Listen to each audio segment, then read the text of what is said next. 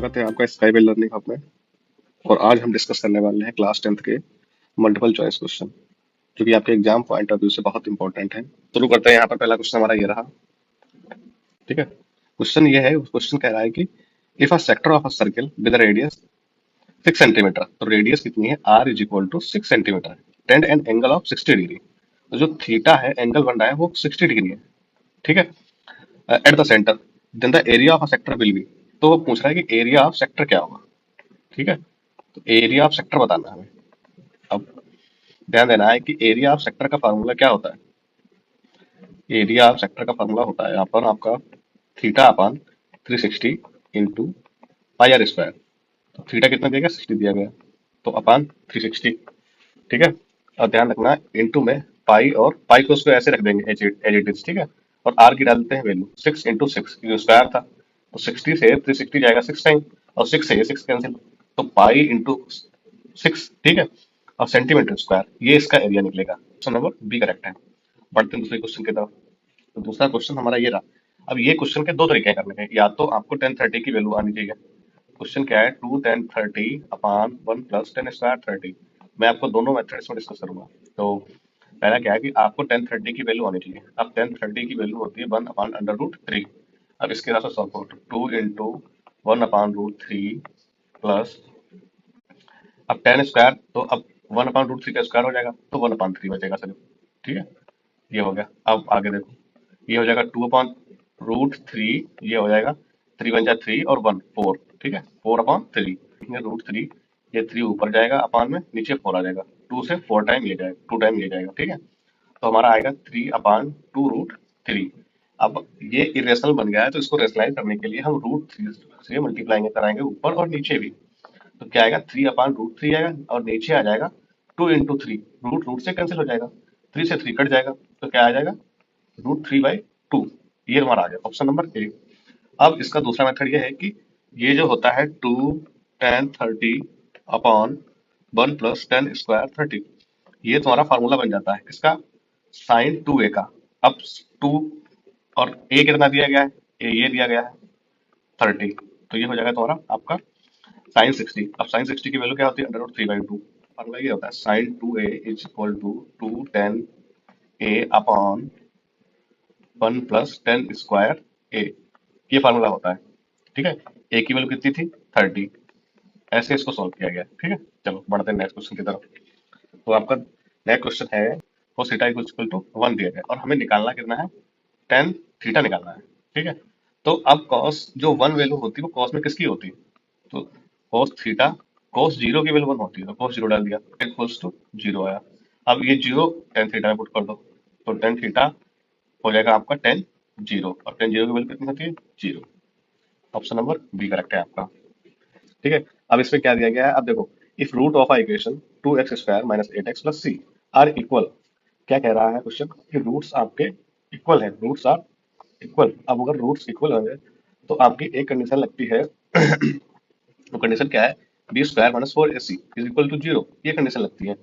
अब इस इक्वेशन में आओ, 2x² - 8x + c is equal to 0, a is equal to 2 है इसमें, और b इज इक्वल टू -8 है, c is equal to c ही है। ठीक है, और हमें c की वैल्यू ही फाइंड करनी है। अब ध्यान देखो, b² - 8 का square minus 4 × 2 × c equals to 0। 8 का square 64 minus 8c is equal to 0। अब 64 को ऐसे लिख लो, तो इसको उधर ले जाएंगे, तो 8c हो जाएगा। अब ये माइनस का था तो प्लस का हो गया, c is equal to 64/8, 8 time जाएगा, c इज इक्वल टू आपका 8 आ जाएगा। ठीक है, ऑप्शन नंबर डी सही है आपका इसमें। चलिए बढ़ते हैं नेक्स्ट क्वेश्चन की तरफ। अब क्वेश्चन नंबर 6 पर आते हैं। अब ये क्वेश्चन नंबर कितना इंटरेस्टिंग है, इसमें आप एक चीज समझ लो कि किन्हीं, जैसे जस्ट सपोज कि दो नंबर है ए और बी। ठीक है, तो इनका एचसीएफ और एलसीएम, ठीक, और इन दो नंबर्स का प्रोडक्ट, और ये एचसीएफ और एलसीएम का प्रोडक्ट आपस में इक्वल होगा। ये आपको, इसका एक क्वेश्चन 100% आपके बोर्ड एग्जाम में मिलेगा। तो क्या वो बोलता है कि दो नंबर है 20 और 25। ठीक है, इनका एलसीएम कितना है, 100, और हमें एचसीएफ फाइंड करना है। कितना इजी क्वेश्चन है, आओ इसी फार्मूले पर, कि हमें एचसीएफ फाइंड करना है। एचसीएफ इंटू एलसीएम कितना दिया गया आपका, 100, इसी फार्मूले में डालते हैं। ठीक है, और दोनों नंबर का प्रोडक्ट, तो 20 × 25। एचसीएफ जब हम निकालेंगे तो 20 × 25 अपॉन 100 कर देंगे। ठीक है। अब ये 25 जो है 100 को काट देगा 4 टाइम्स। 25 4 जा 100, 4 से 20 कट जाएगा, 5 टाइम जाएगा। तो एचसीएफ आपका कितना आया? 5, है ना जी। उसके लिए आपको ये फार्मूला आना चाहिए, क्या? कि एचसीएफ और LCM is equal to product of numbers. आगे बढ़ते हैं। अब देखो इसमें क्या है, जैसे कि रूट 2 आपको पता है कि ये इरेशनल होता है। क्वेश्चन क्या दिया गया? 4√3। अब रूट के साथ जो भी कुछ दिया होगा उसके मल्टीपल में वो भी इरेशनल होगा। ठीक है, तो ये भी इरेशनल होगा, ऑप्शन सी। ठीक है, क्वेश्चन नंबर 8 पे आते हैं। क्वेश्चन नंबर 8 कह रहा है कि the HCF of a two number A and B is 5। क्या कह रहा है? एचसीएफ क्या है दो नंबर्स का? 5 है। और एलसीएम 200 है। तो तब पूछा कि उसका प्रोडक्ट क्या होगा। अब देखो आगे भाई क्वेश्चन, बताओ। दूसरा मल्टीपल सेम आपके है, ये आपके 2025 का यूपी बोर्ड का पेपर है, इसमें मिल रहा है। सेम फार्मूले पे दूसरा क्वेश्चन मिल गया आपको। अब देखो इसमें क्या कहता है कि LCM into HCF is equal to product of numbers. अब एलसीएम और एचसीएफ क्या है? तो एलसीएम एलसीएम तो आपका 200 है। ठीक है, एचसीएफ 5 है। प्रोडक्ट में निकालना है। ठीक है, इसको एक्स मान लेते हैं। ये कितना हो जाएगा? 1000। 1000 इक्वल टू एक्स। तो एक्स क्या था? Product of numbers. तो प्रोडक्ट ऑफ नंबर्स, ठीक, इक्वल टू 1000। यही आपका आंसर है, आंसर नंबर बी। ठीक है, चलो आते हैं अगले क्वेश्चन पे। अब ये क्वेश्चन आपको दिया गया, अब ये आपको समझना है। इसमें ये ट्रिग्नोमेट्री का बेस है। अब देखो इसमें क्या है कि बोला है कि tan alpha is equal to sine alpha. चलो कलर चेंज कर लेते हैं, थोड़ा बोर हो रहा होगा, रेड कर लेते हैं। अब देखो हमें पता है कि जो टेन अल्फा होता है इसको हम लिख लेंगे sine alpha upon cos alpha is equal to sine alpha. ठीक है, अब ये ऊपर ऊपर है, ये तो कैंसिल आउट हो जाएंगे। ठीक, 1 upon cos alpha is equal to 1। ठीक, cos alpha is equal to 1 cross करा दो। ठीक है, इक्वेट कर दो इन लोगों को। अब ये बताओ कि कॉस के किस वैल्यू की 1, किस थीटा की 1, किस थीटा की वैल्यू जो 1 होती है। अब तुम्हें अब तुम्हें याद आ जाएगा कि कॉस जीरो जो होता है वो 1 होता है। तुमने क्या किया, यहाँ कॉस जीरो पुट कर दिया कि cos zero alpha is equal to 0। समझ आया कैसे किया? हम बढ़ते हैं नवे क्वेश्चन की तरफ। तो नौवां क्वेश्चन जो है आपका वो कह रहा है कि cos A is equal to 5/13। अब 5/13 आपका कॉस दिया गया। अब इसके लिए तुम्हें ट्रिग्नोमेट्री रेशियो होना चाहिए। ट्रिग्नोमेट्री रेशियो के लिए एक टेबल होती है, आपने पढ़ा होगा। यूपी बोर्ड में अलग बताते हैं, सीएससी बोर्ड में अलग बताते हैं, अपना अपना सबका मेथड होता है सारा टीचर्स का। तो हम आपको एक अच्छे से मेथड सिखा रहे हैं कि पापा बीड़ी पियोगे। तो बेटा कहता है हाँ हाँ बेटा। तो इसको मान लेते हैं साइन थीटा, मान लेते हैं ये होता है। ठीक है, ये कॉस थीटा और ये आपका टेन थीटा। ठीक, अब साइन का जस्ट अपोजिट होता है कॉसेक थीटा। ठीक है, cos का जस्ट अपोजिट क्या होता है आपको? sec theta. ठीक है, और tan का अपोजिट क्या होता है? cot theta. ठीक है, जब हम साइन की बात करेंगे, साइन थीटा की, तब लिखेंगे इक्वल्स टू p/h। ठीक, अगर cosec थीटा की बात करेंगे तो इसी को उल्टा कर देंगे, h/p कर देंगे। हम इसको ऐसे भी लिखते हैं कि sine theta equals to 1/cosec theta. ठीक है, अगर ये चीज समझे तो ऐसे ही सेम cosec में लगेगी, ऐसे ही tan में लगेगी। ठीक, अब समझने वाली बात है कि ये बी क्या है। बी क्या है देखो, बी आपका बेस है किसी भी ट्रायंगल में। ठीक है, पी इसका परपेंडिकुलर है। ठीक है, और एच आपका हाइपोटेन्यूस है, हाइपो है। ठीक है, ये आपका जैसे कोई ट्रायंगल रहा। ठीक, इस ट्रायंगल में ये थीटा रहा।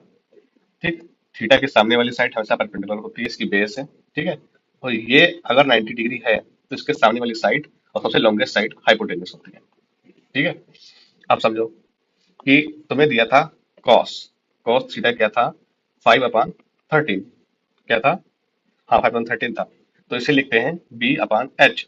अब तुम्हें निकालना तो था ten, tan theta. Tan theta क्या होता है? p/b निकालना था।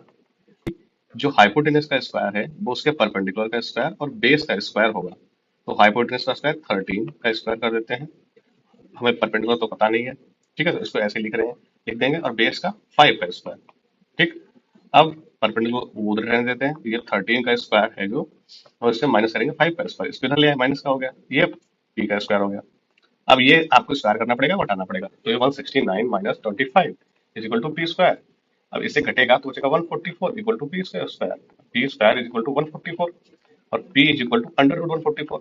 अब तुम्हें पता होगा कि p इज इक्वल टू 12 हो जाएगा, क्योंकि ये 12 का स्क्वायर है 44। ठीक है, समझ आएगा? ओके, तो 10, अब हमें पता लग गया p कितना है 12, और b आपका वही वाला है 5। तो आपके टेन थीटा की वैल्यू कितनी है 12/5, ऑप्शन नंबर ए। ठीक है, 11th क्वेश्चन की तरफ। ठीक है, अब ये क्वेश्चन आपका क्वाड्रेटिक का है। क्वेश्चन कहता है कि x square minus 5x plus 6। ठीक है, इसके जीरोस फाइंड करने हैं, क्या होंगे? तो इस 5 की जगह 3 + 2 x लिख लिया, अब देखो सेम लिख लिया ऐसे ही। अब देखो ध्यान रखना, +6 is equal to 0। Colour change कर लेते हैं इसका। ठीक है, अब देखो कि एक्स स्क्वायर माइनस, अब इस x को अंदर ले आओ, 3x - 2। अब ये जो माइनस है ये वाला, ये अंदर जाएगा तो माइनस माइनस कर देगा। ठीक है, +6 इज इक्वल टू 0। अब देखो हमें टू टू के पैर में कॉमन लेना है। अब इसको तो यहाँ से हमने x कॉमन लिया, जब तो x - 3 बचा, यहाँ से x कॉमन आ गया, फिर यहाँ से -2 कॉमन लिया। ठीक, तो यहाँ x बचा। अब ये माइनस कॉमन लिया तो यहाँ भी माइनस हो जाएगा, और ये 2 3 6, ये 3 टाइम यहाँ आ जाएगा, इक्वल्स टू 0। एक बार x - 2 और एक बार x - 3, दो फैक्टर बने। अब इसको x - 2 0 के इक्वल रख दो तो x इज इक्वल टू 2, और सेम इसको x - 3 इज इक्वल टू 0 और x इज इक्वल टू 3, ये दो फैक्टर आपके बन जाएंगे। ठीक है, ऑप्शन नंबर डी आपका। चलो, ये आपका लास्ट क्वेश्चन है। 1/x² + 6 is equal to 1/10। ठीक है, क्रॉस करा दो। कुछ नहीं समझ आ रहा, क्रॉस करा दो। क्रॉस कराने से क्या होगा, 10 इधर आएगा इक्वल टू x² + 6 इधर आएगा, क्या बचा 4x²। ठीक, अब x² इज इक्वल टू 4 है, तो x को जब निकालेंगे तो √4 हो जाएगा, और 4 का अंडर रूट +-2 होती है, ये ध्यान रखना कि अंडर रूट में जब कुछ बाहर निकलता है तो प्लस माइनस का हो जाता है। ठीक है, तो +-2, ऑप्शन नंबर बी।